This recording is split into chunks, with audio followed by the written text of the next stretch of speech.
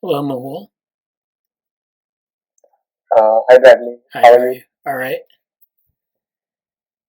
So yeah. So how have you been?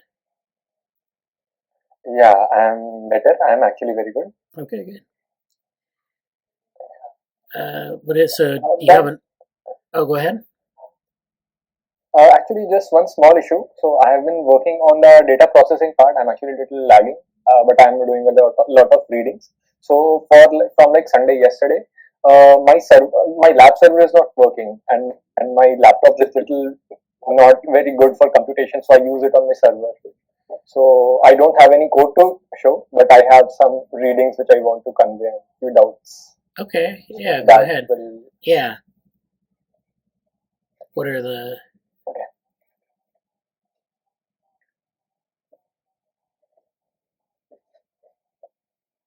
okay. Yeah, sure. Hi. So hi uh, everyone. Hello, Hi. Oh, I'm in Regina, Saskatchewan, Okay. Canada. Yeah. so So did you want to share your screen, Mehul, or? yeah, sure. I All can right. share. Just give me a second. I'll turn down my bandwidth, Switch. Okay. and it's on my other computer, so I'm an IA for some reason. Right. I can change that on the fly.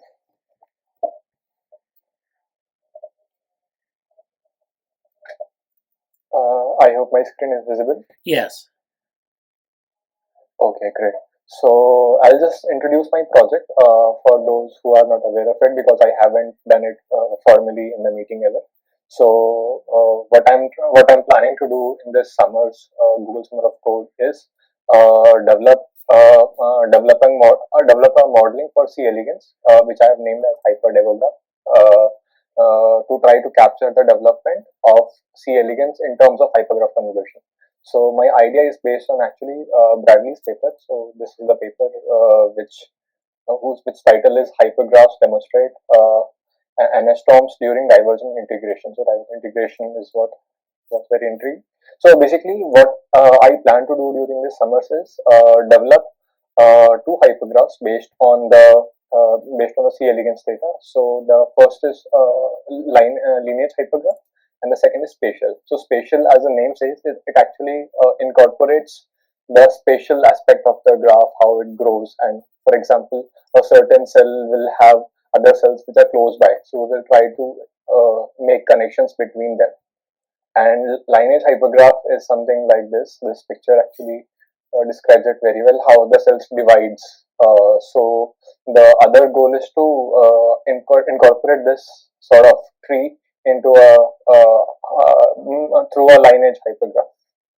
So that is the plan, and this is the paper which is in the reference. And then for in the first week, what I have done is I have done the analysis part on this data. So I was going through what previously participants have done during GSO. So I found Jiang Li's work very much. I would like to on which I would like to build on. What he did was he did so his work's goal was mainly centered towards cell tracking in GNNs, which was, if I'm not wrong, trying to emulate this paper, graph neural network for cell tracking in microscopic videos. Yes. So what he did was, yeah, so they had their code available, but Jiang tried to use the data, which is this raw data, which has these columns. So first is cell, time, XYZ coordinates, 3D, and size of the coordinates. So he actually, using KNN based methods, he constructed a temporal graph. So temporal as in, since we have time aspect also, he made a temporal graph, and which is actually directed in nature. So why directed? So what he tried was he tried to build these kinds of incorporate these kinds of relationships also. So daughter and cell will have like a direction because because daughter and cell both are not equal. So that's why a directed graph, because it will have a directed edge. So I looked in how he has made temporal graphs. He has used a library called DGL, which I will talk later. And then this was the first, his contribution, first part, which is there in this file, datasets.py. I looked into it, and then in second, he actually, what he mentioned was he has restructured the code, basically the graph he constructed for the cell tracking GNN. So he reconstructed this in the datasets 1.py, and in the third part which he contributed, he made a model called ct.py. So in this directory DevoGraph models, there were two models. One was a simple GCN model. I think he made it for basic testing, and but what he said in contribution was there's another file called ct.py in which he has emulated the code from basically re-implemented the code from cell tracking GNN. So I am yet to look at this part of the code, but this is for a long-term plan, so I can get ideas. So yeah, so this is his work. But what I plan to do is I also plan to do a similar thing, make the graph, but it is actually it's actually a hypergraph. So those who might not be aware of hypergraph, I'll just show image. It will actually clear some doubts about it. Yeah, so I have made, yeah. So this is some code I was trying to do. So what you would generally see, so this is basically a hypergraph image. So what generally you would see is in a normal graph, actually this is a better graph. Yeah. So let's say this is a normal graph, right? So here it has nodes and edges. And by the way, edges are directed here by this arrow you can see. So this is a normal graph in which we have nodes and edges. And you can see that edges have like two connections. It's like dyadic connection. Two nodes are connected to a single edge. But in a hypergraph, we can have multiple nodes in a single hyper edge. We call it hyper as in we call hyperplane for a simple plane, right? Extrapolating its dimension. So that is what I plan to do. Using this hypergraph like structure, I plan to create a spatial and, as I mentioned, and lineage as well. So and then I plan to find some downstream tasks which I'm not really sure of right now. So that's why I will read this paper which Jiang Li used, so I can get more ideas later. But yeah, for like next 4 or 5 weeks, I have this plan to emulate, put this into a hypergraph. Now coming to the next part, so this is what I have done. Well, I don't have any code to show right now. I had done the pre-processing, but because of like VPN issues, I'm not able to access in my lab server. From yesterday, VPN is not working from like college VPN. But I'm going to college in next 2 days, so I'll be able to directly use server. So no VPN will be required. So it will be more helpful. Yeah. So coming next, actually, I would need inputs also in this particular case. I plan to use this particular data set only, in which there are like, I think 25,000, yeah. So around 25,000 total number of cells. And it also has like division information also, because we can decode which cells are being divided, as far as I understand. Maybe you can correct me. So how cells are divided. So we have this spatial information from this data. This is one aspect. Second information we have is time. So right now I'm not sure how to encode time. I have put in my last week, but I will figure out by that time how to encode time by reading some other papers. So these two, and then third is this dimension information, like where it's located, and then fourth is size. So this can be actually interesting attribute to observe in C. elegans. Maybe I will have to read more literature how it can be useful. And also, like, probably other attributes which I'll find through other data sets, which I'll need some inputs later on. But coming to next part, yeah. So what my plan for this coming week is, so first I'll just I'll try to emulate first. Yeah. So first plan is like to do the complete pre-processing part and put the code on like GitHub, which I was doing, playing with the data, trying to understand everything. And second is I want to figure out how do I want to encode this graph, hypergraph, like for spatial and for lineage. So first I want to target lineage now. So I was actually going through which library should I use. So what Jihang has used something called DGL library. So as previously I mentioned, it is called Deep Graph Library, which is based on PyTorch only. So it's actually very good, and it has been gaining a lot of traction recently. So the benefit of this is, first I'll explain the benefit why I like DGL. So first reason is Jihang has already used it, and second is so like when we create a graph neural network or a simple graph, so we have like information passing right from one node to another. So that can be visualized in two steps. So first is message passing view. So in this, what we say is in the center node, right? So center node is getting information from all the surrounding nodes. So this is one point of view. And in the second point of view is like little mathematical. So what happens is we try to decode this graph, which is like A, B, C, D, E nodes, and just we try to decode this edges into this adjacency matrix. 1 means there's an edge and 0 means there's no edge. So it can be represented mathematically like this, and there are going to be normalization also in this function. So, but yeah.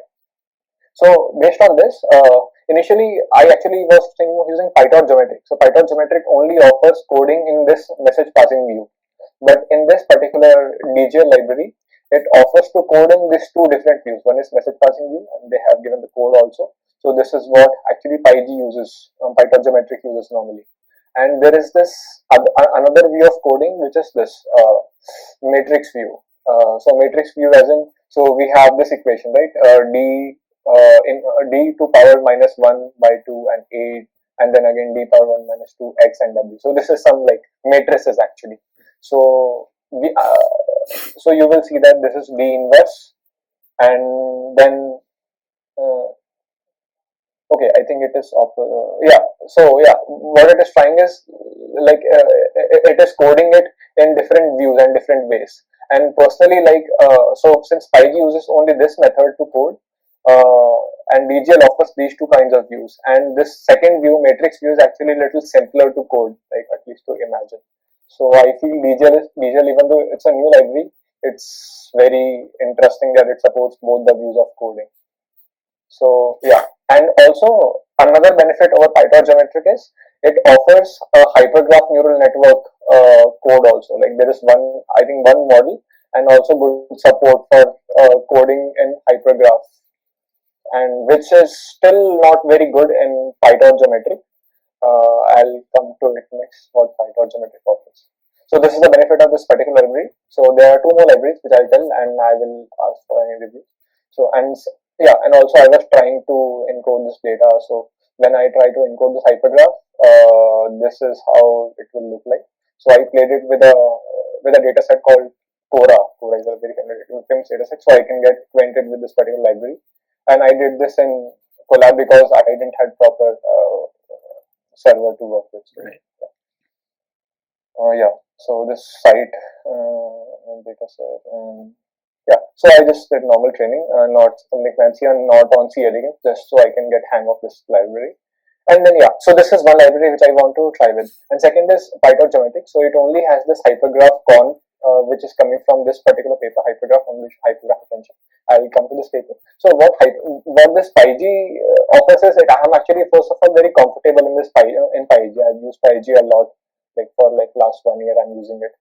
So one positive point about this is this, and but second negative point is it only offers this hypergraph con GNN model. Other than that, it doesn't support hypergraphs very well. Recently there's a PR, but it's still not merged in like main. So I can probably use that particular code and try to do, but still it doesn't support hypergraph very well. But I can do it, but it will take some extra effort, which is not required.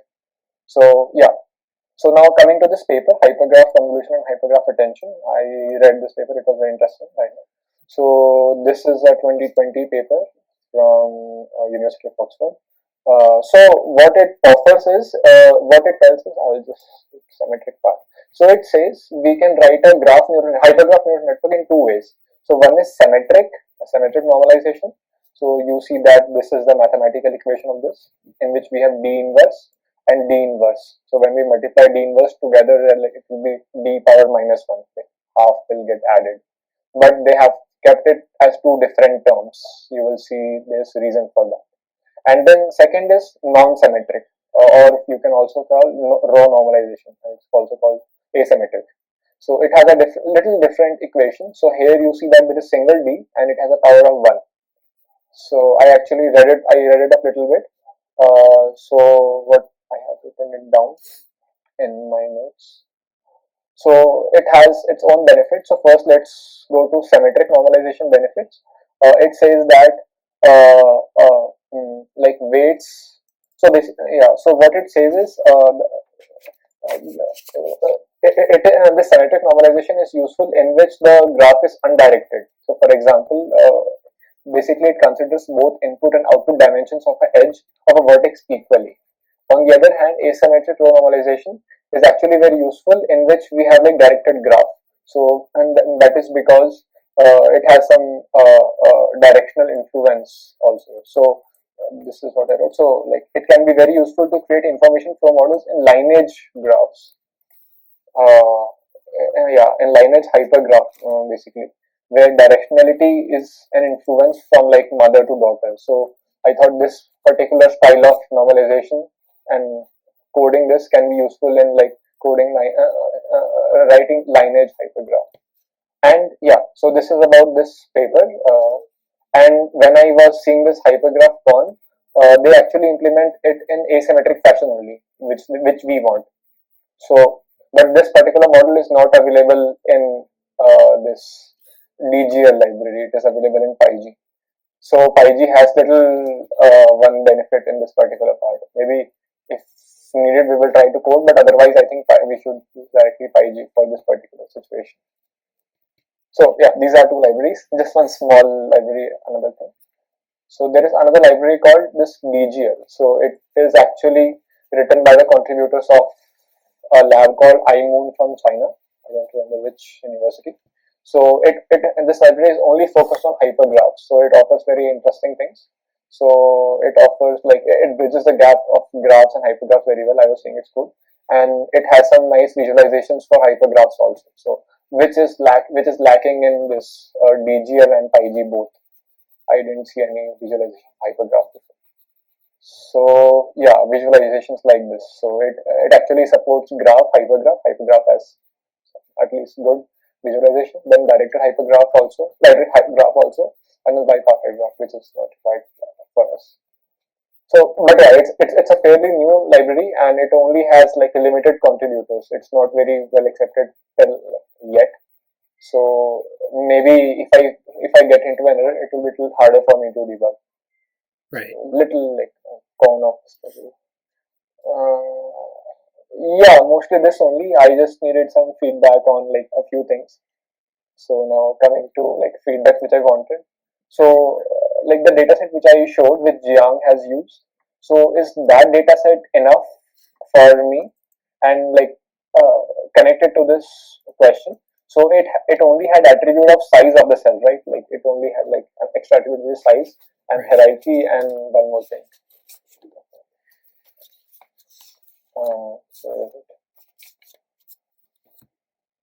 Yeah, so time, hierarchy, size, and dimension, and where it is located. So, do you think any other attribute can be useful, which I can get from any other data set? So these two questions. Okay, yeah, let me answer those. So with respect to number one, I think the data set is good for right now. I would try. I think that's probably, we can get things from microscopy data. We can segment those images if we need to. But I think for right now, this is a good set of data to just kind of work things out with to see how they, can be, I think just getting the lineage tree structure down is good. And then, of course, with the XYZ coordinates, you'll have spatial information as well. So, what you'll do, and I'll show you in a minute when you're done taking notes, what each variable means. Yeah. But this is good. So this is the data set. So it's cell, time, XYZ, and size. And this is in the CSV format, so you can't see the sort of the rows or the columns. so cell is, so the if on the very left actually, and it's not labeled, but you see these numbers going from 0 down, sequentially down to 40. Those are what you might call time, like sort of stages of the lineage tree. So if you go up to the time, you'll notice that the time, it's lagged by 1. So for time 1, there's a 0. And that 0 is like kind of the stage of the lineage tree. So basically what it's counting are these division events or things like that. So I wouldn't worry about the first column. I'd use the time in the time column, which is column 3. So that's 1, 2, 3, 4, 5. The time for these observations, and this is from a specific data set, are the observations that they made. So what they did was they filmed a movie of embryogenesis. They started with sort of the division event between the fertilized egg and then the 2 cells that result from that. And so right here you see that one of those is AB, and then the other one is P1, which isn't on this list right now. It's way down somewhere. So you have this time point 1. It starts with sort of the existence of AB and P1 in that frame, and then each one of those time steps is a certain frame in time that was taken of that embryo. So you go down, I think like the time goes down quite a ways, and it's just distinct events that are being observed. Yeah, you'll see that it goes down to, and so in each one of those time horizons, you have a certain number of cells that exist in the time horizon, and so that means that you're going to have cells, single cells like this cell here that you see, that you have highlighted. It's going to exist at multiple time horizons, and that's because the cell persists for a while, and then the cell divides, and then you have another cell that persists or its daughter cells persist for a while, and they divide. So you can actually get a sense of it's not in minutes, but it's in these frames or these time horizons.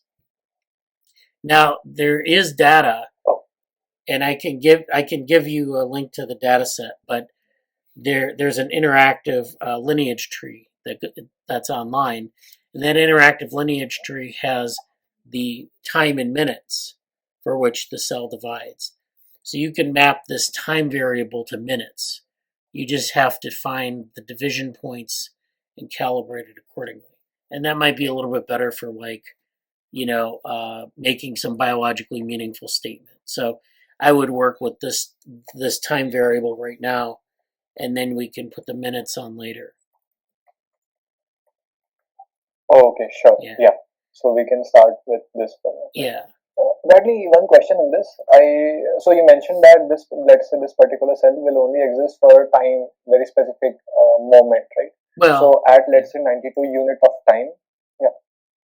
Yeah. So this cell ABALAAAP, it exists from 92 down to, I guess, past 107, to 120. And so that means that from time horizon 92 to time horizon 120, it exists as a single cell. And then you'll see that it divides. It divides into ALAAAPA. That's one of the daughters, and that persists for a while. So you have in each time horizon, you have a certain number of cells, and you'll find if you go through the data set and you do a search like all cells for this time period or this number of point in time, you have certain cells that come up, and you can actually just take that as a snapshot at one point in time.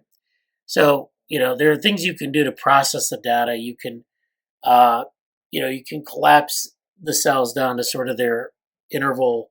You can do all sorts of things. But basically the structure of the lineage tree is where you have a cell that divides into 2 daughter cells, and then that cell, each one of those daughters divides into 2 cells, and so on and so forth. Sometimes you get asymmetric divisions where only one daughter persists in the lineage tree. Sometimes they differentiate, and then in this data set, it means that that cell terminates. So we can go over the lineage tree maybe next week too, and get us, or at least the interactive lineage tree, and get a sense of what this looks like, because I don't have it right now where I can go over it. But Sure. so go back up to the top of this file. Bradley, one small thing in here. So I also noticed that size is also changing for every cell with time. Yeah, right? we're going to get to that. Okay, go up to the top again. Yeah, so we have cell, and the cell ID is a nomenclature that they use, and that's not important right now, but what's important to know is that that's going to identify the cell, and it's going to be deterministic. So AB will always result in AB and AP, or ABP and ABA. It's always the same thing in any C. elegans we observe. And that makes your job a lot easier. That's why we're working on C. elegans lineage tree. And so the nomenclature is available. We know the descriptions. So keep that in mind. So we have cell, time, and then XYZ are coordinates that are collected by, like when they do the cell tracking, when they capture the data, it's basically a coordinate in that space. So the coordinate system is relative to the microscopy image. So you can actually normalize this by just kind of finding the center point, or the the median point of the image, and then plotting out the coordinate system as like a left, right, forward, backward thing from a center point.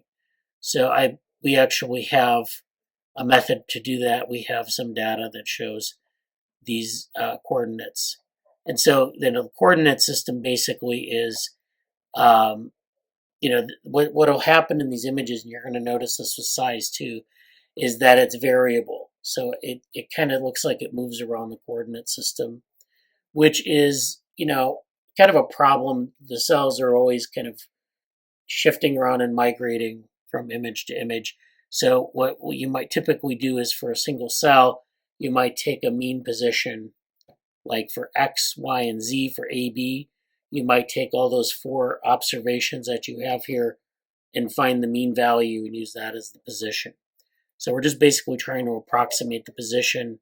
We have to normalize it to a center point, and then we can use that as a way to characterize the position. And it helps because you have that spatial information. So you can use this for the spatial graph as well as the lineage graph. And then we get to size, which is that last variable. Now, go ahead. I got a question. If you take those are different times. You take the times and make a little pathway in space. Yeah. And arrow on it. Do you see any coordinated motion between cells? Yes, you do. It's noisy, and we have to work on that. I think this is something that I think Jia Hong did, or it was either Jia Hong or Himanshu, where we had basically do this sort of cell tracking where you take the position and you just plot it out. So it kind of is this zigzaggy line that occurs over time. Position of the middle of the nucleus, or yeah, so that's what it's measuring. It's kind of like the middle or the nucleus. We'll call it a centroid. I think we were calling that in one of the papers. So it's the centroid of the cell, and then because we're using XYZ coordinates, they're actually looking at what the I'm centroid. saying is that if you made each one into a set of vectors, in space, and you animated them, would you see Would you see flow patterns? You may. We did this for the cell tracking information, and it didn't. I mean, it kind of maybe looked like a flow. You could probably do the analysis. I'll have to go back and see if I can find the data, because I know that it could have actually been Sushmant that did this, because he was working with the data and trying to extract some of the cell tracking. So we have these trajectories that are kind of like this, and you might actually get some flow patterns in it. You could analyze it with some other technique. I know people use the Lagrangians for that a lot and things like that, and you can actually animate, like, find some pattern in it.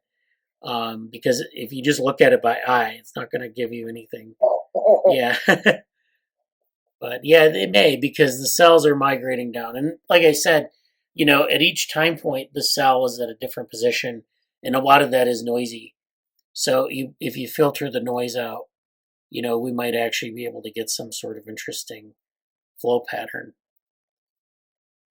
Now, this is for a particular nematode, right?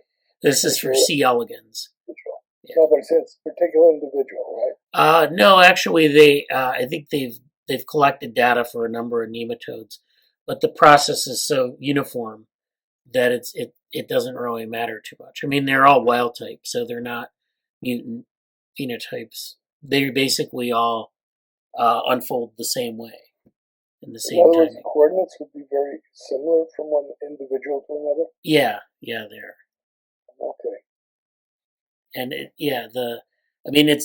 it's going to be, there's going to be like a mean value anyways, because there's a lot of technical variation, and as well as some biological variation, but not very much.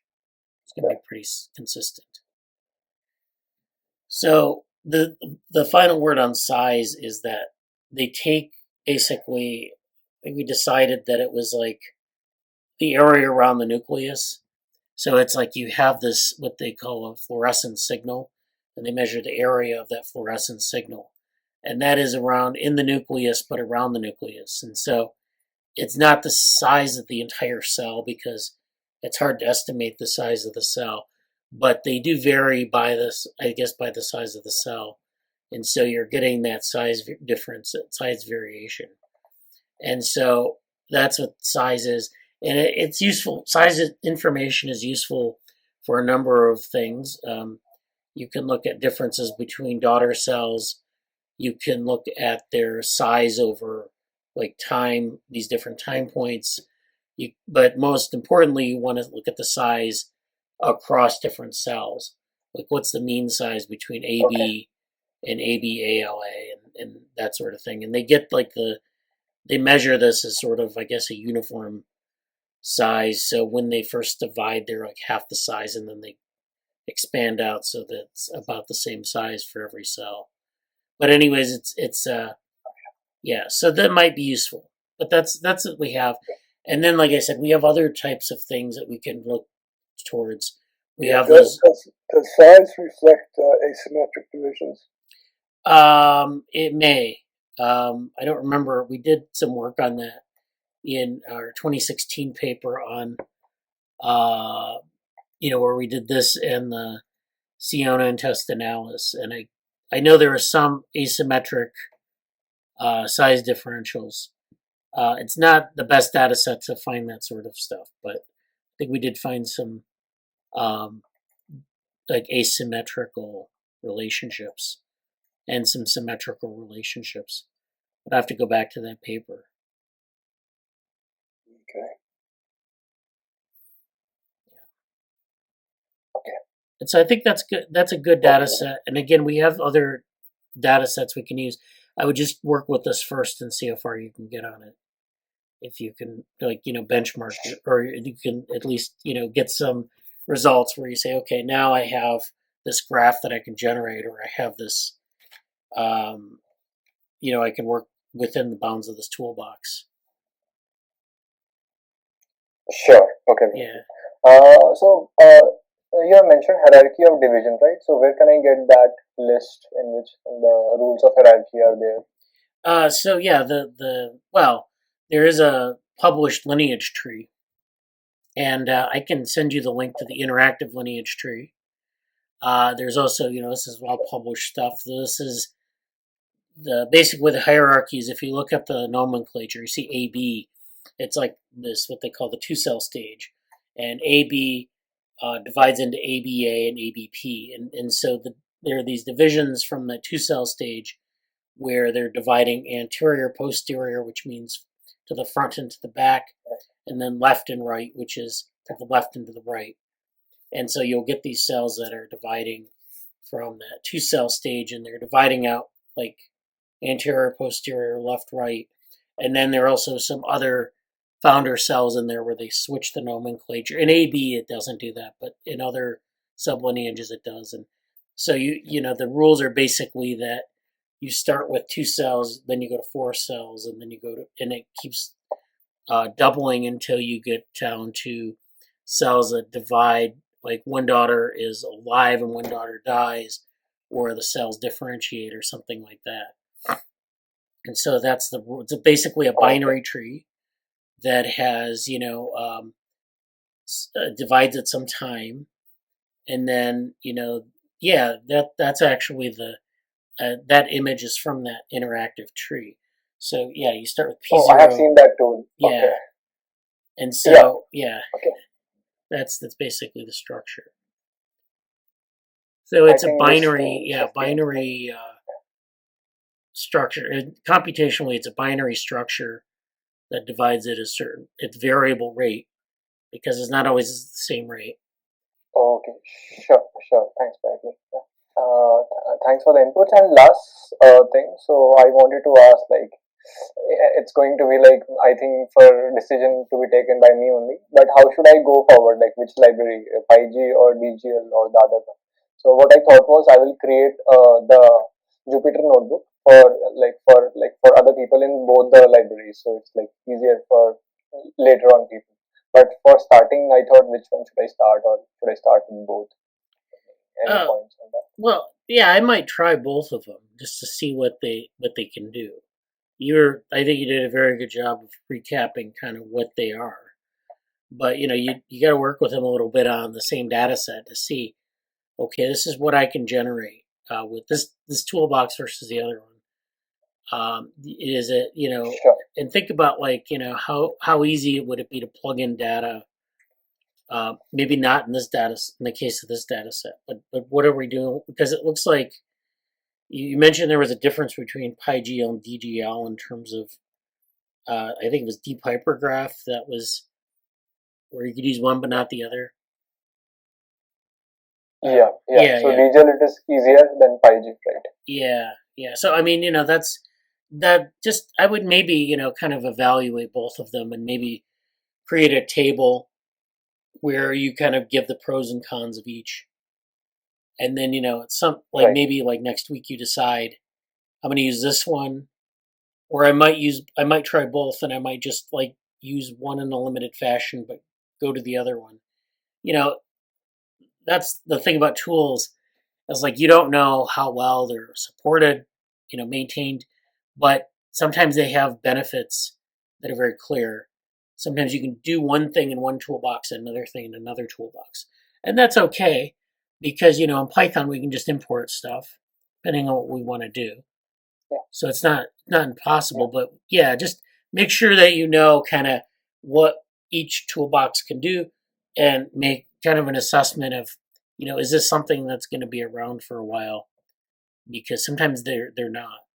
And that's also another problem. If you're creating a project now, what happens in 2 years? Will it still be able to run? So that's an important thing. Right. Yeah, that's a great point, actually. Yeah. Okay, badly. Any other points? Any other thing which you think can be useful? No, I think it was a very good overview of the different toolboxes. I wasn't aware of all the things. And I think it's another important point you made was this difference between dealing with graphs as sort of this matrix and dealing with as message passing. So in graph neural networks, they use message passing a lot, which is where in the matrix view, you're interested in those relationships between nodes, and in this case, hypernodes. But in message passing, you're interested in sort of the evolution of the network, like what is being passed between the nodes. So in this case, what is being passed between the nodes? That's an interesting question. I mean, I guess DNA is being passed between the nodes. There are proteins being passed. And when we say nodes, we mean what's being passed down from mother cells to daughter cells. And so we have DNA, we have some proteins. There's stuff in the nucleus that gets passed down. So we can actually use message passing sort of as a second layer to the connectivity matrix. So if I said like AB was connected to ABA and ABP, those are daughter cells. That's like a matrix operation. You can just say it's either 0 or 1, right? But then you have message passing. So what is the message between those two? And we might be interested in like a certain set of genes or a certain protein or whatever. And that would be like something we could say that message is passed down the lineage tree down to other cells. And so that might be interesting to have as like to take both approaches to say nominally it's a matrix, but there's message passing. How do we represent that? Okay, Bradley, question. Most organisms have a temperature range of which the embryos develop. Yeah. Okay. Has anyone taken nematodes to one or the other extreme, high or low extreme, to see how the embryogenesis falls apart? Which of these parameters might change? Yeah, I know that like when they want to get males in C. elegans, there's this protocol for rearing the eggs at like an elevated temperature, and so it like creates more males somehow. So like they have experiments like that. There are other mutants in C. elegans that you have to raise at like 15 degrees instead of 25 degrees, or they're tolerant to that. Nobody has tracked the cells at the edges of the temperature range. I don't think they have. Yeah, I think it's like people generally just use the 25C, and I think they view like temperature deviations as bad. I know that, but there are very interesting things going on in those temperature ranges. I know for like Drosophila. I don't think people have tracked it though with respect to that. Like, I know you're kind of what you're saying is that like if you raise the temperature, what would the embryogenesis look like? Could you track the cells? And are they Why does it fall apart at the limits? Yeah. I don't think people have done that, but there may be a data set out there, but I'm not familiar with it. Is there anyone you can encourage to do it? Well, Does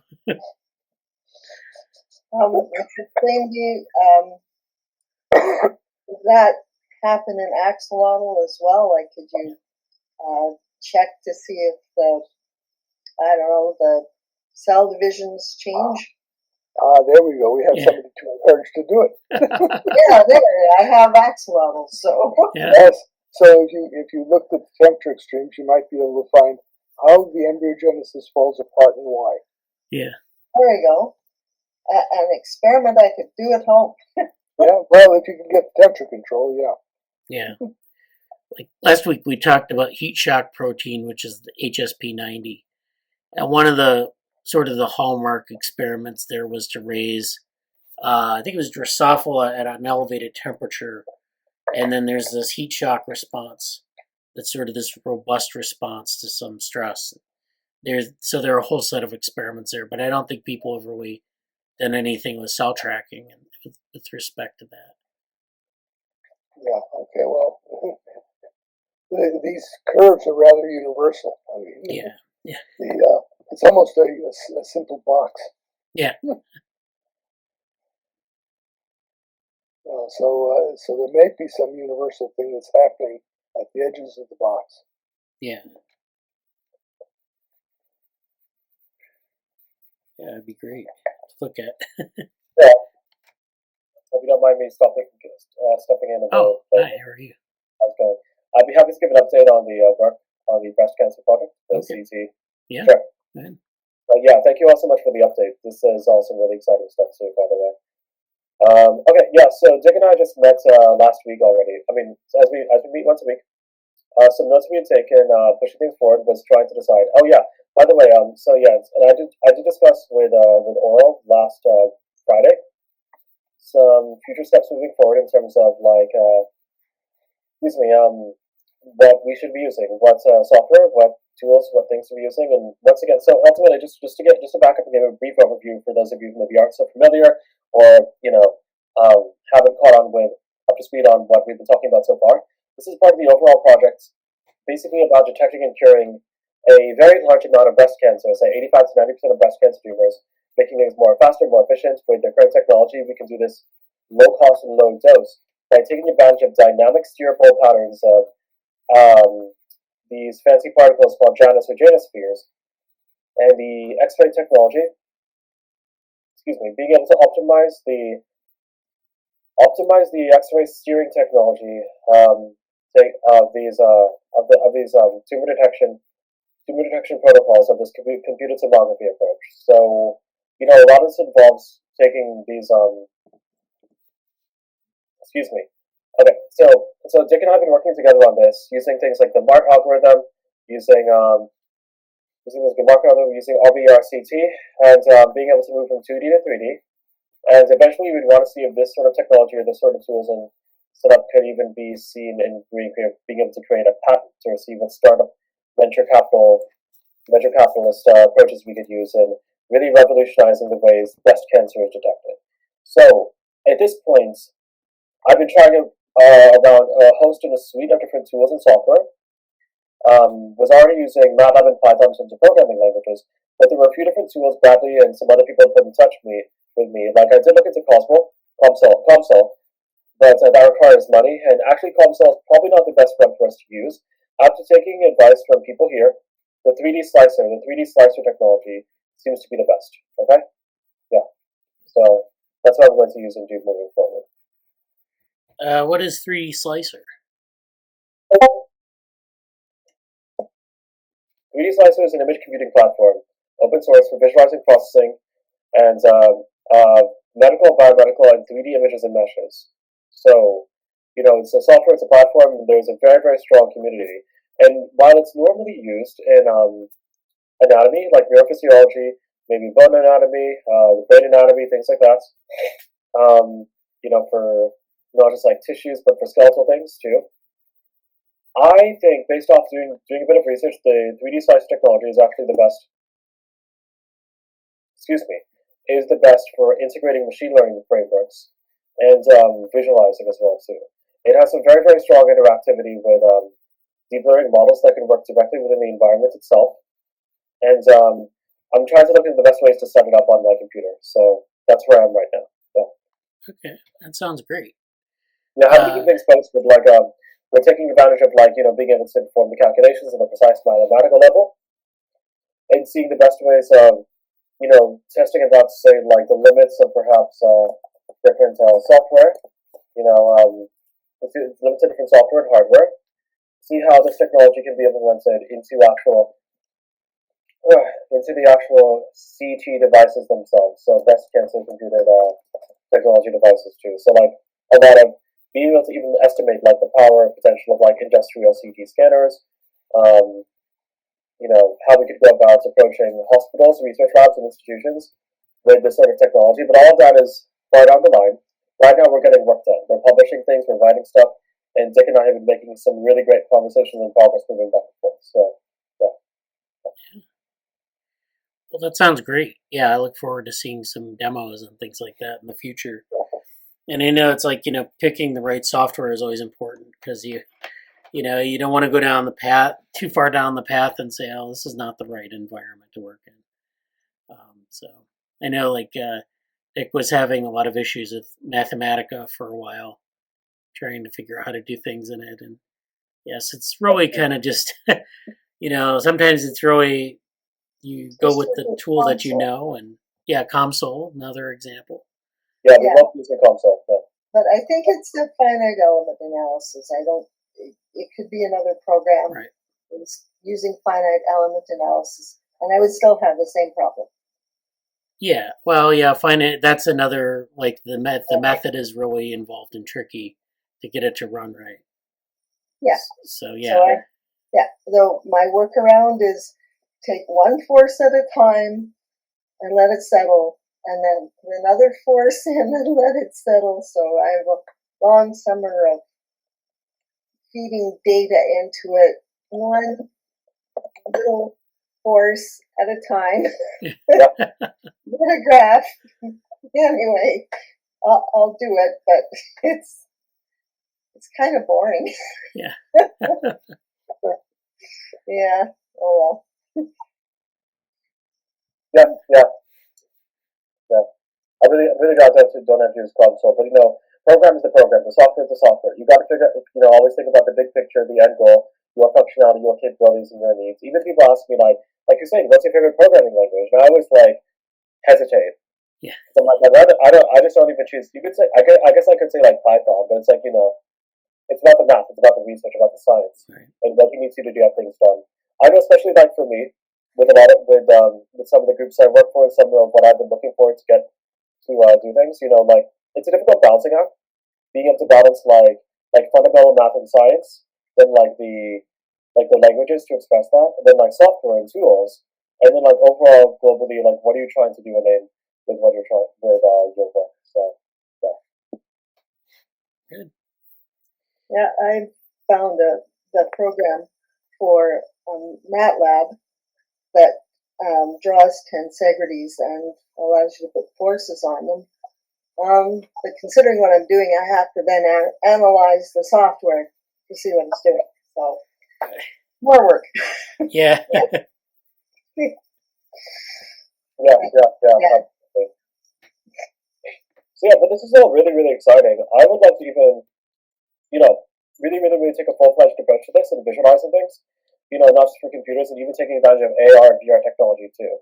If scientists and researchers who are performing these things, so I guess the breast cancer diagnosis.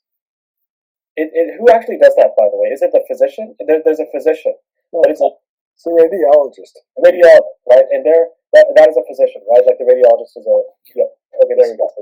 I was thinking it was the radiologist or the medical physicist, or more like one of the researchers, who actually does the breast cancer screening. But I'm pretty sure it is the radiologist, correct?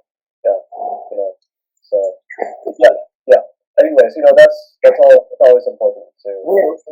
There's another set of people called the radiation therapists. Yep. And we're basically trying to replace both. We'll kill two birds with one big stone, one dynamically steerable stone. Yep. Yeah, the trick is that we take advantage of the breast compression technology so the tumor doesn't move. And we don't have to find it twice. Okay, so that's basically the big difference here. I've had students work on image registration, and it's a huge field. But basically, you're trying to make up for motion of the patient, and so if you can eliminate the motion, then you've got a big problem solved. Yeah.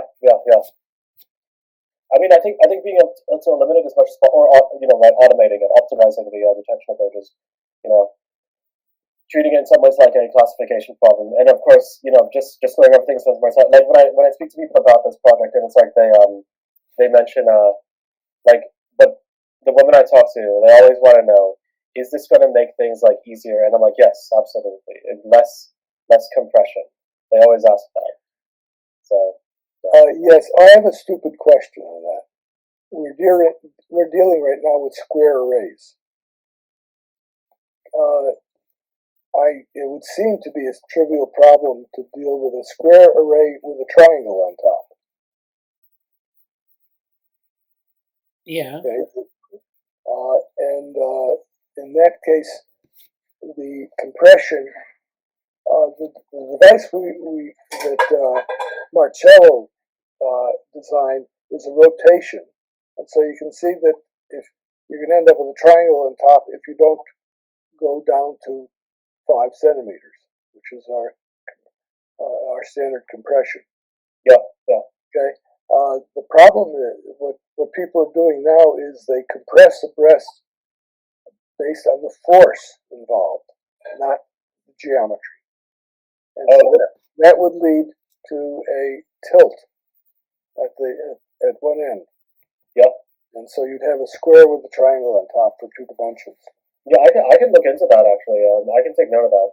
See how the geometry of the compression itself too. Yeah. So I think women will accept the force-based compression more than the geometry-based compression. Okay. I know they've improved it. they've improved it over Yeah, what it doesn't matter much for the standard mammography because we just have the picture, a two-dimensional picture anyway. But it does matter. Well, it does matter for what you're doing. Yeah. Yeah. Okay. Mm-hmm.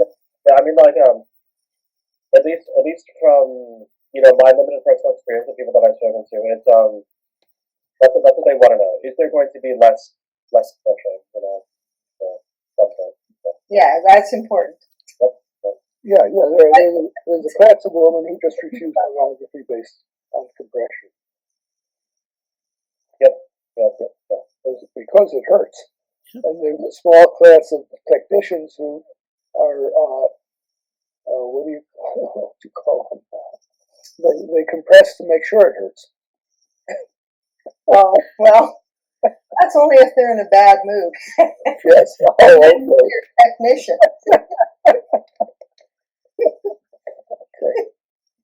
Okay. So I think standardization based on the force used is probably best. Because the texture varies between breasts and the pain thresholds vary.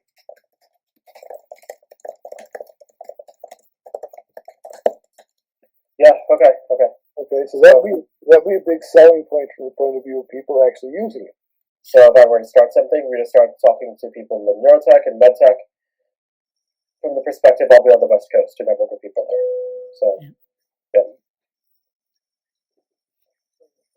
That's great. Yeah. California is. I'm going to be so much happier in California than Indiana. By the way. Yeah. Absolutely. Vienna. I'm in Indiana. Yeah. Vienna. I'm in Indiana. Oh, Indiana. I thought you said Vienna. Vienna, no. Make it happy there too. I hear it's expensive. Yeah. I've been to Vienna a couple of times. It's a nice place. Cool. Yeah. Jess said he might be in San Diego or San Jose this summer. So.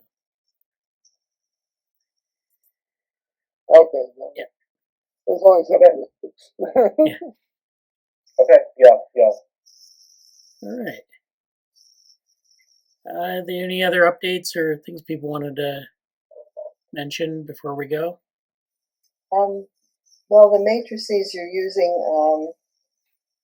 look like the matrices they use for the tensegrity, or at least they're similar. Oh yeah.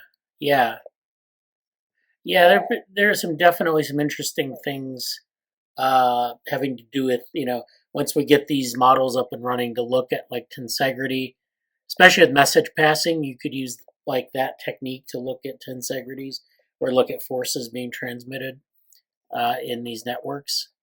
So that's going to be like one of maybe the outcomes of this is we can do things like that in cells and in larger systems like that. Well, I have to figure out my connectivity matrix for my cell that I've developed. Yeah. So, Bradley. Yeah.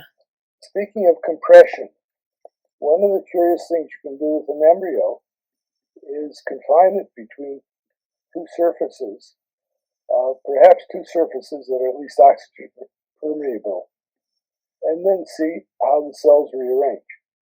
Oh yeah. Well, you could even do that with a nematode. Right. Okay. I mean, if you force a nematode to be flat, what do you get? You get Right. those viable organisms. Yeah. It'd be interesting. Yeah. Yeah. They permanently rearrange, right? After a while. It's 10 o'clock. I'm not sure. Well, I'm trying to remember the experiment we did. We have an abstract on compression of an embryo, but yeah, it's a technique used for cell tracking experiments. So. Oh well, they didn't cell track anyway. They squash it between two plates and measure the viscoelasticity. Yeah. So there are papers about that out there. Yeah, we had an abstract that basically, I think if you compressed an embryo for a short time, it recovered, and then released it.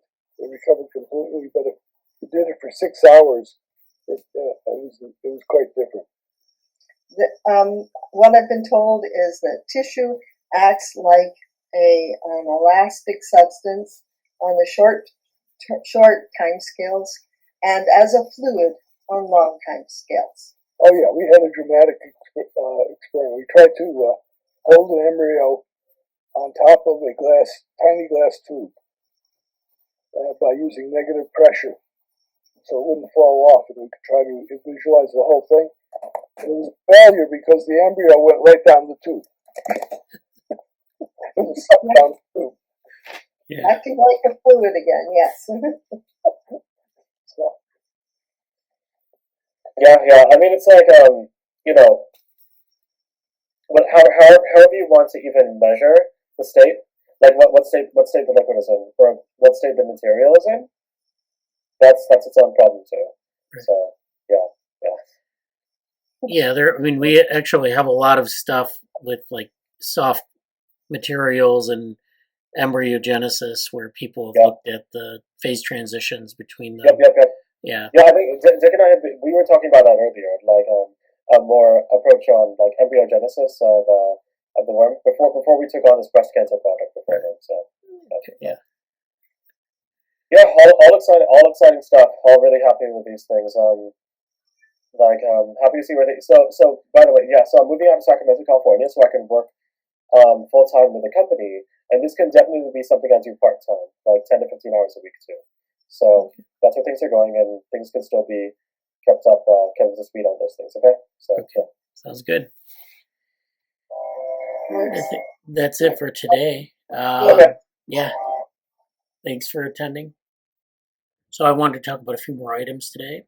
First one is something on biomolecular modeling. So this paper is the ugly, bad, and good stories of large-scale biomolecular simulations. And so this paper is published in Current Opinion in Structural Biology. They kind of go over some of the modeling techniques and some of the failures, some of the promising avenues, and so forth. So I think this paper kind of highlights a lot of the aspects of modeling in the biomolecular space, but also speaks to modeling more generally as a technique in biology and how this can be. So the abstract reads, molecular modeling of large biomolecular assemblies exemplifies a disruptive area holding both promises and contentions. Propelled by PETA and exascale computing, so these are large-scale computing platforms. Several simulation methodologies have now matured into user-friendly tools that are successfully employed for modeling viruses, membranous nanoconstructs, and key pieces of the genetic machinery. So we're modeling very small things. We have very large amounts of compute, and we're going to take the small things and model them over time. We're going to model the details of many of these very small things in a cell. We present 3 unifying biophysical themes that emanate from some of the most recent multi-million atom simulation endeavors. So this is where we have a lot of these very small things, and so we're trying to simulate them in very large numbers. A couple of weeks ago, we talked about modeling the minimal cell and how that is a challenge that people have used different types of biomolecular tools to try to address. And so this kind of connects to that in the way they approach these problems. Despite connecting molecular changes with phenotypic outcomes, the quality measures of these simulations remains questionable. So what they're basically saying is that these sorts of simulations aren't necessarily top-notch yet, or at least, in this where we are with this kind of endeavor. So we have to first of all think about molecular changes and how they relate to the sort of the next level up, which is this phenotypic outcome. But then we also have, measures. How do we evaluate these kinds of simulations? How do we evaluate the outcomes? We discuss the existing and upcoming strategies for constructing representative ensembles of large systems. So you're using these very small parts, not only as sort of these things that collectively express a phenotype, but you're looking at them as ensembles, statistical ensembles that allow you to characterize these large systems. But also we look at how new computing technologies will boost this area, and then make a point that integrative modeling guided by experimental data is the future of biomolecular computations. So we need to have integrative models, we need to have all these small parts, connect them through some sort of phenotype, and evaluate them, and then basically validate it with experimental data to make sure that the parameters are correct. So it's really like any other modeling endeavor, and this is to an audience of structural biologists. So of course, you have to speak to the experimental aspect. Occasionally we can do modeling without validating, we can often do modeling without validating it through experiment, but a lot of these simulations are really calibrated through experimental data. So what they're basically getting at here is they're assessing the state of the field, and they're saying that we have different types of data. We also have deep learning. And basically what we can do is we can approximate the atomic structures of many biomolecular complexes. So we can get down to the atom scale.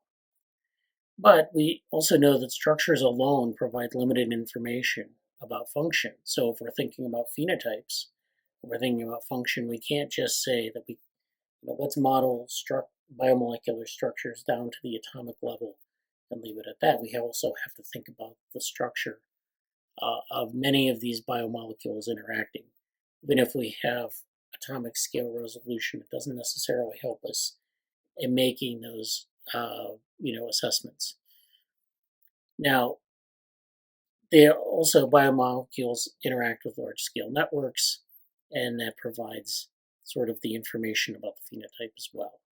So you need to have not only the high resolution imaging, but you need to have the network simulation as well. So we also have things like multi-scale algorithms and computing hardware. We can look at molecular simulations at these very small scales, and we can actually say things that we couldn't say necessarily with just imaging alone, or sort of our models before we had this high resolution approach, that maybe they're incomplete or not sufficient. So what they're doing here is they're talking about leveraging all atom, AA, or coarse-grained, CG models, but also multiphysics molecular dynamics simulations. So these are MD models. So basically you can take something that's at the smallest sort of scale possible, which are these atomic simulations.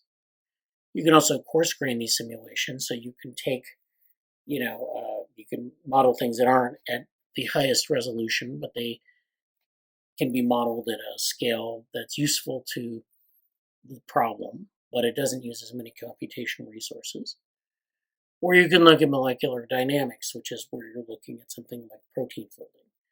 And in something like that, you need to consider different types of physical regimes, different parts. You need to maybe take some atomic scale simulations and combine them with coarse-grained simulations, and they have different physics, and you put them together.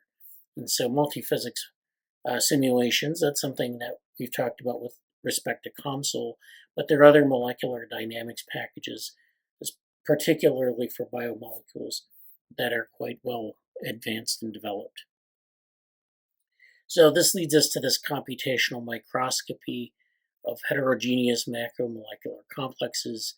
So we can simulate things like the ribosome, proteasome, nuclear pore complexes, virus capsids, entire genes, and other types of environments within cells. And so these are types of things that we can simulate. Again, we're using some, atomic scale simulations, coarse-grained simulations, molecular dynamic simulations, and we're putting all this together to infer some sort of phenotype. So now they talk about a story of hits and misses. So they talk about how indeed these models can provide biological insights at different scales. But the merits of these type of simulations are worth reflecting on. So we don't necessarily, despite how impressive they are, they don't necessarily deliver what maybe we need or maybe what's promised. So they point to this discrepancy between biological and simulatable timescales, which is aptly summarized by this equation here. So this basically describes the biological timescale or the timescale of interest in the thing we can simulate. So sometimes we don't have enough computational power to simulate the entire timescale we're interested in. Sometimes our simulations, if we're using a coarse-grained model, exceed the biological phenomena of interest. So if we have to coarse-grain things to 1 millisecond, if what we're looking at is sub-millisecond resolution, we can't really say much about it. So they give an example here, simulating a millisecond scale event of a 1 million atom system with a femtosecond time step molecular dynamics on a petaflop architecture. So these are all components that we're bringing in. So we have our event that we're interested in. This is at the millisecond scale. We have the system of a great number of atoms. We have this time step of a femtosecond. And we have this large computational architecture. Now, given that all of those pieces, even though we have a lot of computational power, this problem will still take 159 days. And so, if this only scales up with complexity. So as we add to our system in terms of size, and 1 million atoms is not a huge system in terms of biology, it's a huge system in terms of atomic simulation, but not necessarily in terms of a biological phenomena of interest. Our timescales are pretty short, so if we're interested in something at a larger timescale, something like differentiation of a cell, we need more computational power. And then, of course, we have, the time steps. We talked about this even with C. elegans embryogenesis, that the time step is, the amount of time that we have from observation to observation, or in a simulation from event to event. So, we have that sort of time limitation. It's not a continuous system in the sense that we can, things can happen like whenever. You have to build your samples and simulate accordingly. So that's what we're dealing with.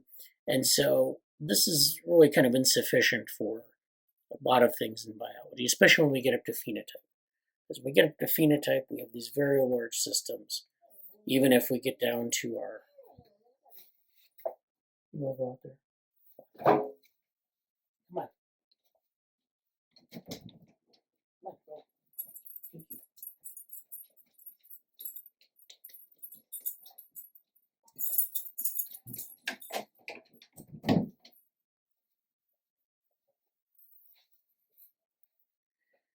So this is really insufficient for a lot of what we're doing in biology.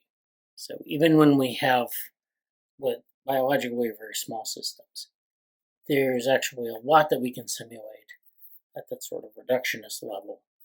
And, we have to really kind of pick our tools.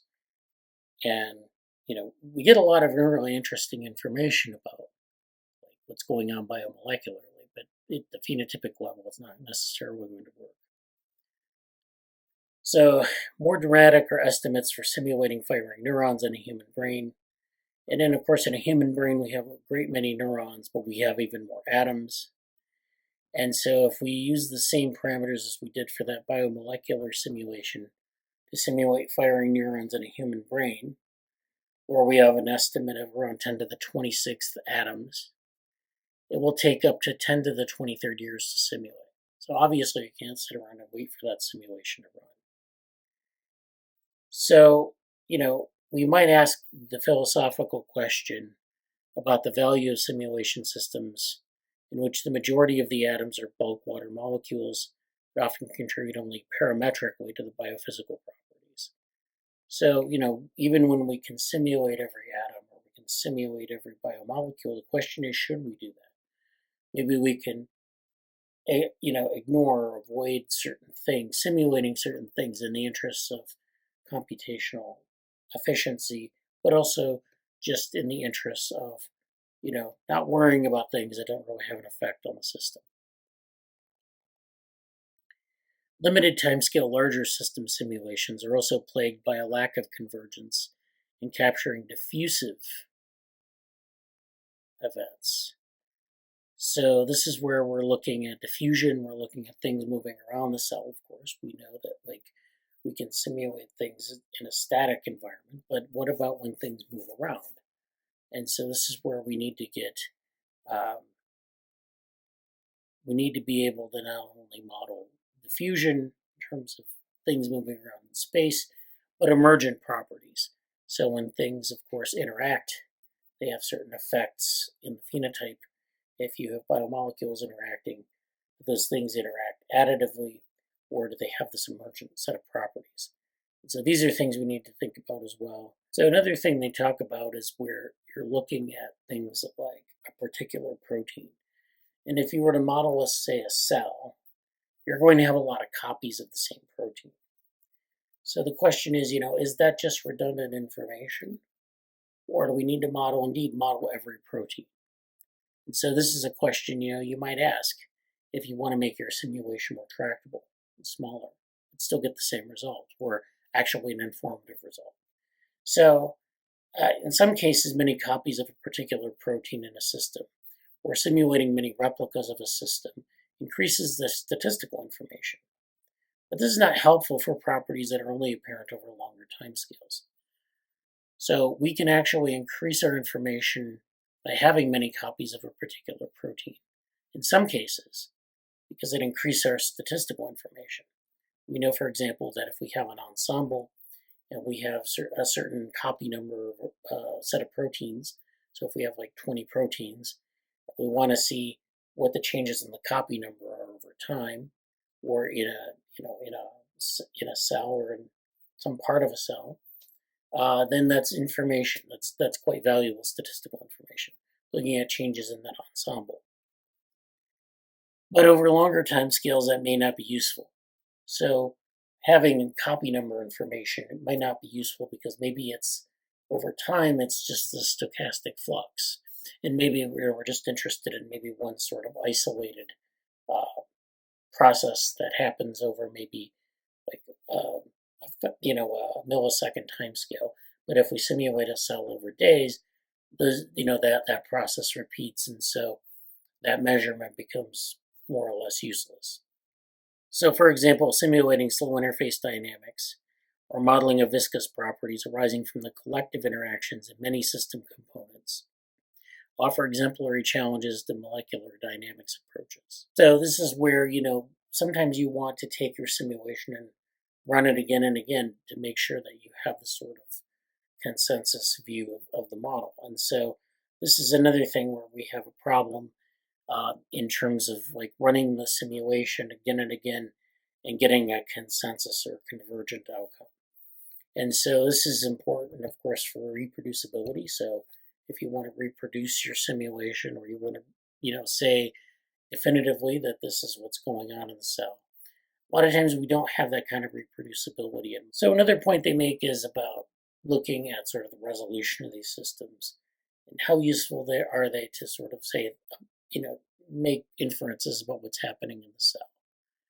So unlike relatively simple single protein systems, cell scale systems are highly complex, thereby complicating direct comparison of theory with experiments.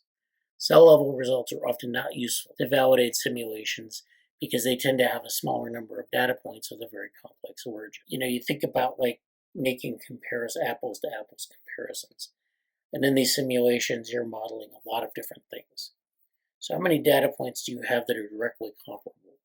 Or how many data points do you have that are sort of where you can make a connection to the phenotype? And this is a problem with some of these simulations, especially when you're trying to simulate a lot of different things at once. It's nice to have that sort of, all the different parts of the system, but actually being able to put something into practice is a little bit different. Consider simulating APT activity of an enzyme as a function of environmental conditions. For this case, it's difficult to pinpoint whether, within a chain of computational results, specific issues have emerged from the convergence of the ATP hydrolysis computations, force field discrepancies between protein and the ligand, scaling mismatch between the rate of ATP turnover and that of the environmental changes, or compensation of errors. So there are a lot of different things going on, and sometimes you can't pinpoint what some error is due to or what some result is due to. So it's attribution is the problem here.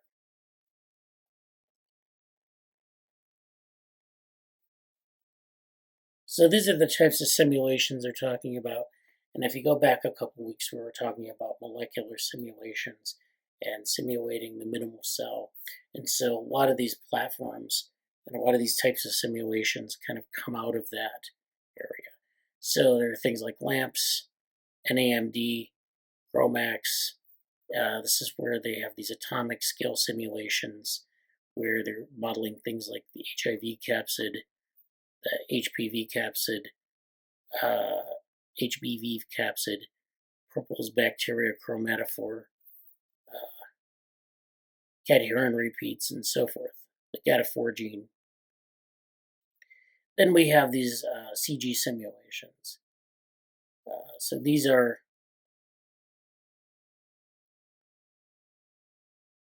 the coarse grain simulations we talked about. So this is using GROMACS, NAND, and LAMPS, of course, the same platforms, but now we're coarse graining things from the atomic scale out to other, we're combining like things and we're putting things into bigger bins.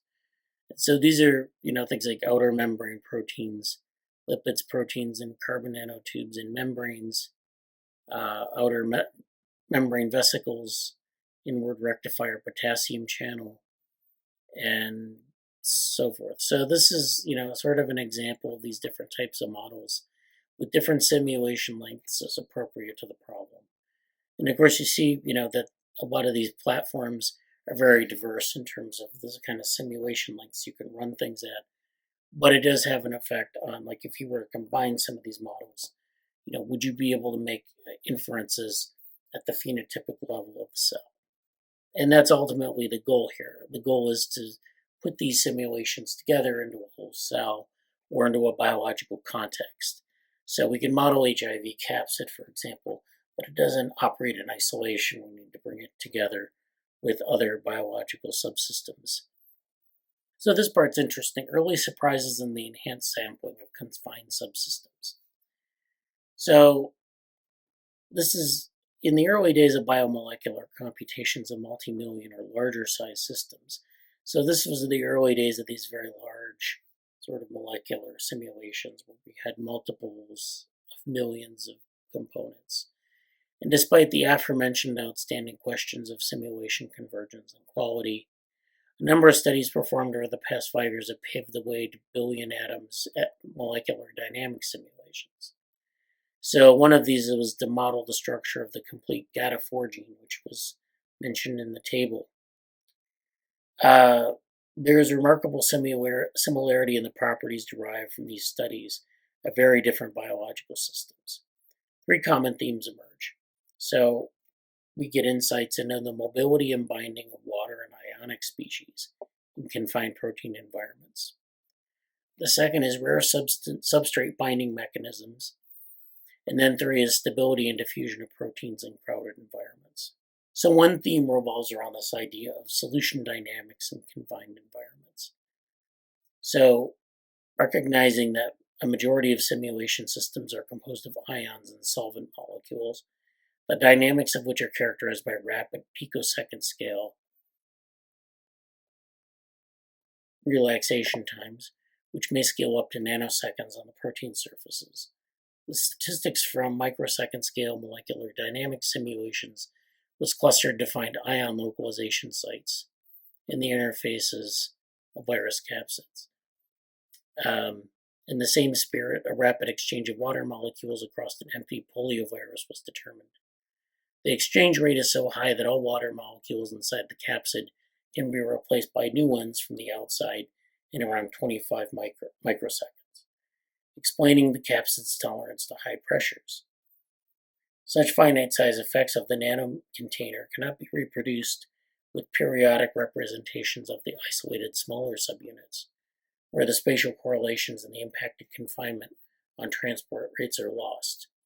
Thus, these atomic scale or coarse-grained simulations are conformationally correlated transport. Thus, atomic scale or coarse-grained scale simulations of conformationally correlated transporter solvent molecules and ions across symmetric or asymmetric porous protein nanocontainers have gained popularity over the past few years. So this tells us one of the reasons why we use the types of techniques that we use, because they're useful for looking at some of these problems and giving us insights. Okay, now I'd like to talk about something on where we are with deep learning for biochemistry. And so earlier we were talking about graph neural networks and some of the techniques for that. But now we're going to talk a little bit about deep learning in biochemistry. All right, so this is based on a blog post by Lara Nunsna. And this is called, So Where Are We with Deep Learning for Biochem? So as you know, may be aware, we have a lot of applications of deep learning to biochemistry.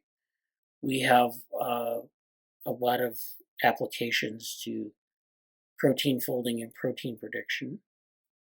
And so this is kind of going over some of these findings and where the state of the field is. So, we're using different tools like PyTorch and other things. And, it's kind of important to kind of frame our investigations using deep learning, something that's biologically relevant. It starts with, we have 40 million compounds in their screenings in PubMed, zetabases of newly sequenced data every year, the full transcriptome of aging mice, and comprehensive maps of the epigenome. So we have all these different types of data that are available that are, I guess you could say cheap because they're sitting out on the internet waiting to be analyzed. I mean, people analyze them, but we can do so much more with them. And so we have all these large databases and things like that. Yet machine learning and deep learning haven't generated much radical insight from all of this quite yet. So despite all the data that we have, and despite the advanced deep learning techniques, machine learning techniques, we haven't really been able to generate much insight. And that would include computational biology in that mix, because we do a lot of computational studies. And it's really difficult to find insight or to gain insight from some of these investigations. We might be able to analyze things for certain genes or certain patterns, but knowing exactly what that means in the context of the broader scope of biology has been somewhat elusive. So that's what they mean by radical insight. Computational tools are currently in an assistant role at best, and arguably there's nothing new here. So you might think of computational tools as the savior of the field, or as this thing that's going to solve the field. But in fact, up till now, they've just basically been another tool, much like any sort of new imaging technology or new analytical technology. So it's important to realize where we actually are with this. I think there's a temptation to think about computational tools as being, super advanced and really, much further along than they actually are. Computer-aided drug design has been around since the 1960s. So this is something that we do with machine learning, and people give presentations on it as this really, that's going to solve all of the problems of drug design. But we've been doing this sort of stuff since the 1960s. And in fact, it's not really one of the reasons people embrace deep learning and machine learning, other than being trendy, is to actually gain new insights. So, we haven't really gotten there. Structure-activity relationship analysis and chemoinformatics, both computationally heavy, have also been around for a while. So this structure-activity relationship analysis, this is the Wikipedia stub for this. This is the relationship between the chemical structure of a molecule and its biological activity. This idea was first presented by Alexander Crum Brown and Thomas Richard Fraser, at least as early as 1868. So this is something that's been around since the 19th century. This is something that you basically take the structure of a system, look at its activity, and infer some sort of function eventually. So this is something that's been around since the 19th century. And so these, of course, if you really want to gain insights, they're very computationally heavy problems. You can put them on very powerful computers. And in fact, these fields have been sort of, held up by the lack of computational power. So having very powerful computers is a plus, but it's, as it turns out, it hasn't really yielded much insight yet. Biologists regularly use machine learning techniques since the 90s. Biologists have regularly used machine learning techniques since the 90s, or as some say, today's ML is tomorrow's statistics. So people have been using machine learning techniques like regularization and regression and things like that since the 90s on computers. And so, we have, it's been around for a while. It's I guess you could say it's mature enough to gain some, to show some insights, and it really hasn't. And that maybe is because, people are always trying new techniques. But again, the stuff that we do today is going to be statistics of tomorrow. They're going to be the mainstream statistics of tomorrow. So maybe we just need to wait and see. The first Monte Carlo simulation of protein folding appeared in 1975. So, doing this, these type of techniques on a computer, 1975 computers were not very advanced in terms of their computational power. But nevertheless, people were able to do these kinds of studies. This one is from PNAS. This is model of protein folding, inclusion of short, medium, and long-range interactions. This is from 1975. So even then they were doing things with, it's all about setting up the mathematical problem. And really, it's not about the computational power so much as creating a nice mathematical representation of the problem. So when you can do that, you're actually ahead of the game. And so this is kind of the point that they're making, is that we've been able to do throw these problems at a computer for a while now, and we still haven't really gotten a lot of insight. The first maximum likelihood maximization algorithms were used for the construction of evolutionary trees, and that happened first in 1981, and that's this paper by Joe Felsenstein, Evolutionary Trees from DNA Sequences, a Maximum Likelihood Approach. The first algorithm for classifying protein structures appeared around 1987, and that's this paper, Tertiary Templates for Proteins, Use of Packing Criterion in the Enumeration of Allowed Sequences for Different Structural Classes, by Ponder and Richards, and again in Journal of Molecular Biology in 1987. Not to mention all the sequence alignment algorithms that were getting developed by the early 70s. And so that is, there were a lot of algorithms that were developed really early on to deal with this idea of sequence alignment, or taking sequences and aligning them and seeing where they kind of fit together. And so the Needleman and Wunsch algorithm dates back to 1970. The Smith and Waterman algorithm dates back to 1981. And of course, our computational power has been building since then. So, sometimes people develop algorithms that aren't really suited to the hardware of the time, but still, these are algorithms that could have been run back then on the computers that they had back then. So these are things that, either we have like sort of these fundamental techniques and we're just waiting for computational power, or we have the computational infrastructure, and then we've gotten the computational power, and now we're just waiting for the insight. So that's what they're kind of getting at with this. Despite this, I've been periodically noticing an impression that for ages biology and chemistry have been done with rocks and sticks and caves, until deep learning was brought to wet labs by computer scientists, akin to Prometheus bringing fire to mankind. I think this is a really interesting point, because this kind of summarizes the attitude in a lot of biological labs, that biology is not about math or computation, and it's really people from outside the field are bringing the stuff in, and this is just kind of something that's recent. Before then, it was like the Dark Ages, and I think a lot of that is overplayed. I think there is, of course, the wet lab culture, where you're doing things with wet lab stuff and you're not really worried about simulating your results. But of course, you need to have experiments. You need to have, that sort of outlook, the biological outlook. You need to know what's possible in the biology before you go to doing things on a computer. And in fact, bringing in techniques from the outside can be sometimes challenging, because you don't know what the relevant problems are. But this attitude, this is a good way to put this.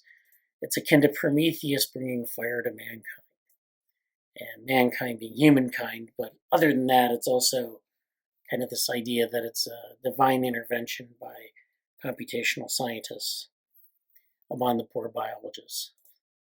In any case, here I tried to address that impression and go over all the possible reasons for why biology didn't quite become easier with advancements in deep learning and novel architectures, which might or might not be instructive for what we should do about it moving forward.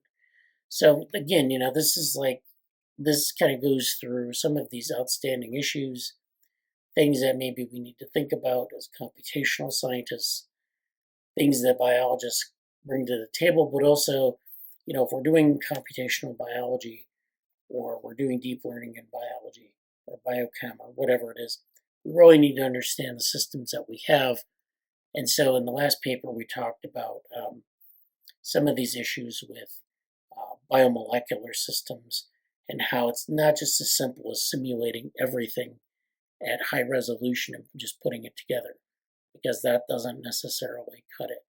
You really need to have a very distinct methodology for this. So the first thing we talk about is representations. Let's look at the elephant in the room, molecular representations. This is how the data looks when you input it into your model. It is what you assign your properties to.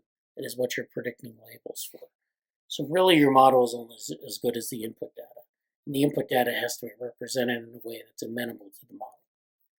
So this is what they're getting at with this whole aspect of representations. It's not something that, say, if you're popping, numbers into an algorithm, you're necessarily thinking about representation that is important. From the prediction of in vivo properties to off-target toxicities to clearance to half-life predictions to organ-specific effects, there's been a lot of published in this direction of AI for drug optimization. Such work requires mining enormous data sets from the databases that exist. But, this is just an aggregation of data. This doesn't give us any framework for the data. And so there are people who have worked on ontologies and things like that, and those are useful to some extent to tell you something about the data. But we really need better representations or better sort of schemas that we can use to deal with this, and something that's biologically relevant, not just things that are, kind of made up. Representation and stored information differ between databases, and more generally, molecular structures are represented as one of the following. Fingerprints.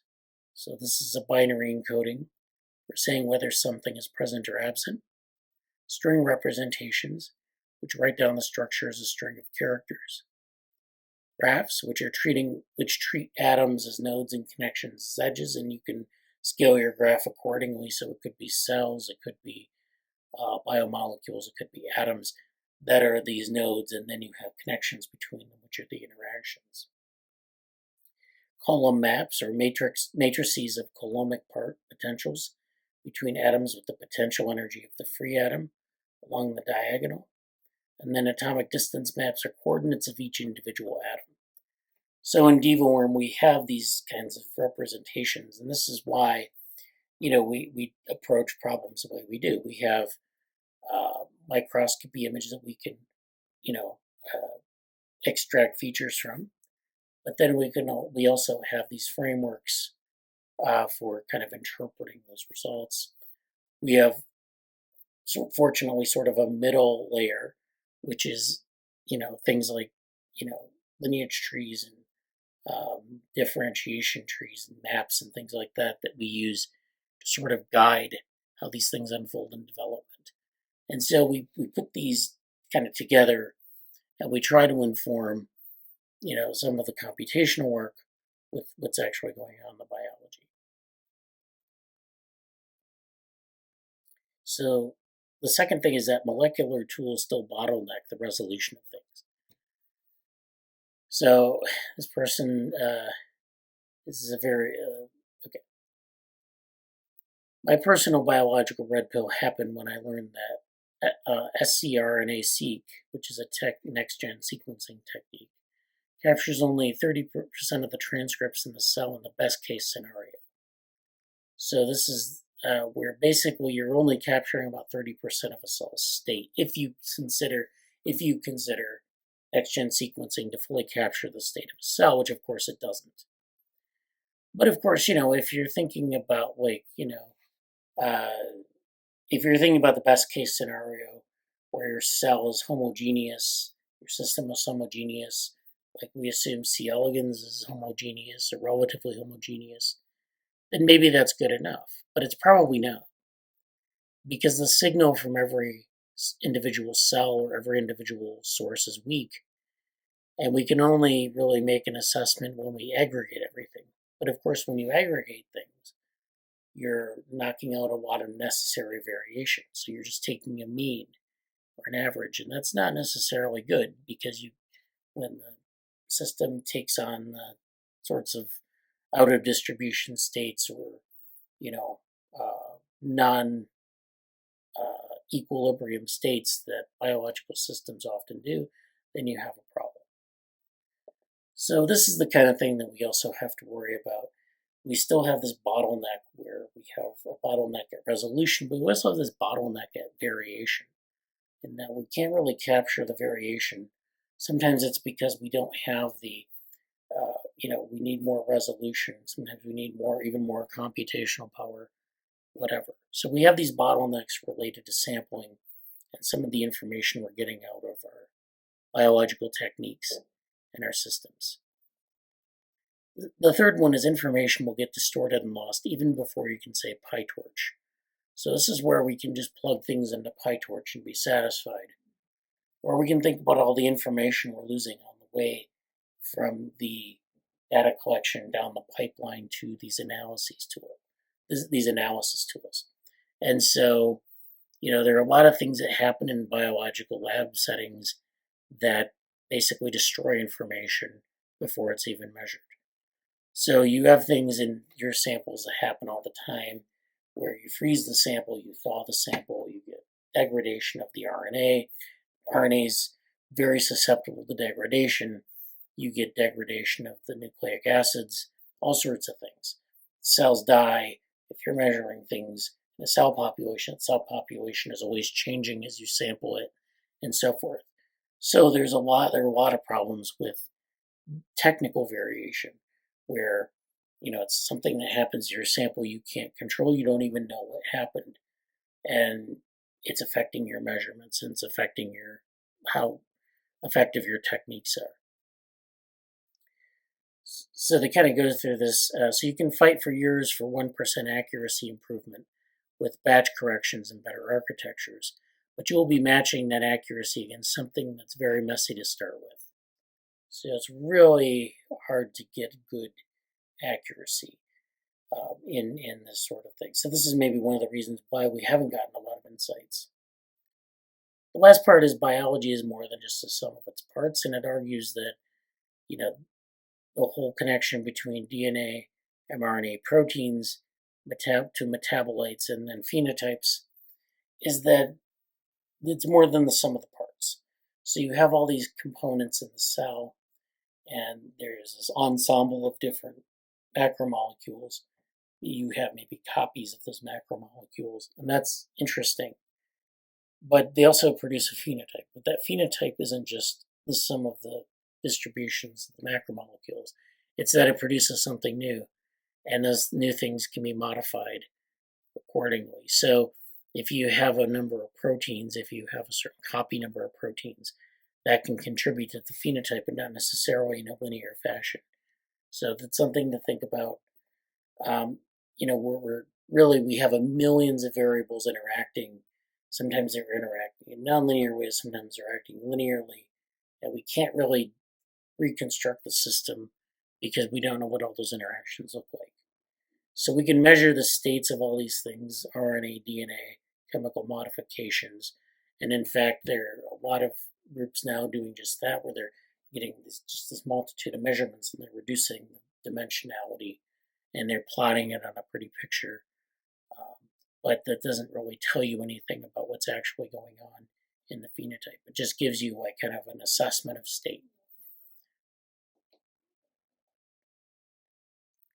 So, this is the thing about deep learning, is that sometimes people mistake deep learning for being sort of the solution to this problem. This is where deep learning comes in. No, nonlinear systems modeled in a nonlinear way.